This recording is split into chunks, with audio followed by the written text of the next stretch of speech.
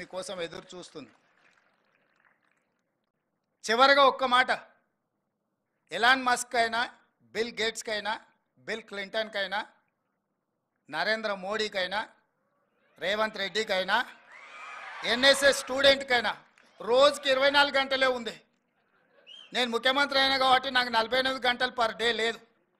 నరేంద్ర మోడీ గారికి కూడా 48 గంటలు లేదు. ఎలాన్ మస్క్ కూడా డ్రైవర్లెస్ కార్ కనిపెట్టిన వాళ్ళకు, ఇంజనీర్ కూడా 24 అవర్సే.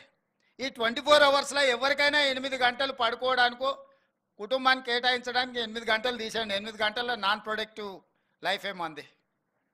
ఇంకా మిగిలింది ఎంత? 16 అవర్స్.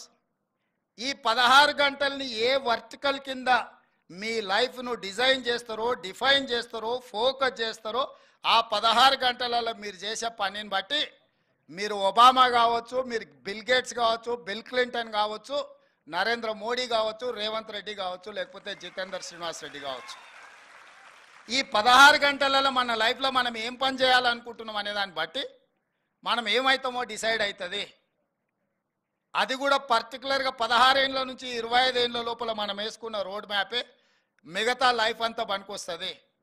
16 ఏళ్ళ నుంచి 25 ఏళ్ళు నాకు యంగ్ ఏజ్ వచ్చింది కాబట్టి చాలామంది పిల్లలు అంటారు, నాకు కొంచెం స్పేస్ కావాలా, నేను కొంచెం ఎంజాయ్ చేయాలనుకుంటున్నా అని.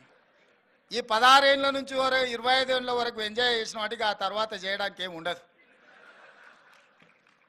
ఈ 16 ఏళ్ళ నుంచి 25 ఏళ్ళ వరకు కష్టపడ్డావు అంటే 25 ఏళ్ళ నుంచి 80 ఏళ్ళ వరకు నీ లైఫ్ అనేది నీ చేతిలో ఉంటుంది. సమాజంలో గౌరవం ఉంటుంది.